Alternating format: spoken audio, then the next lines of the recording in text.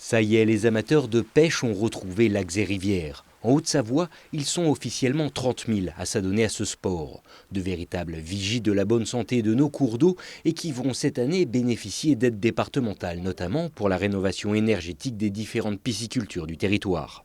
Moi je suis pêcheur, alors je connais un petit peu depuis 40 ans le monde de la pêche. Ils souhaitaient vraiment que le plan s'adapte parce que les torrents, les lacs ne sont pas les mêmes. Voilà. Annecy, le Léman, c'est les grands lacs.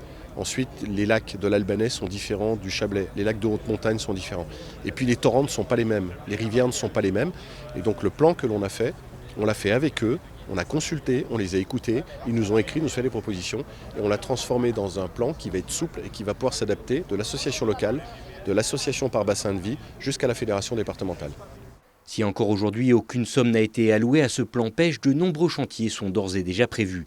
Il faut dire que de nombreuses structures nécessaires à l'activité piscicole n'ont jamais vraiment été améliorées depuis leur création. C'était nécessaire, bien sûr. Le bâtiment a 60 ans, donc il n'y a jamais eu vraiment de gros travaux de rénovation qui ont été faits. Pour vraiment ce qui est de la production, c'est les bassins, la couverture des bassins, la rénovation des bassins. C'est des gros travaux parce qu'il faut tout rénover, les intérieurs de bassins, il faut tout reprendre les revêtements intérieurs qui sont usés. Et il faut tout refaire.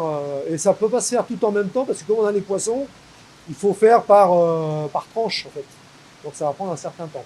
Avec près d'un demi-million d'alevins qui éclosent chaque année dans la pisciculture d'Annecy, il faudra donc encore de nombreux mois avant que le bâtiment, duquel ne dépend une partie de la biodiversité du lac, ne soit rénové et paré pour de multiples années.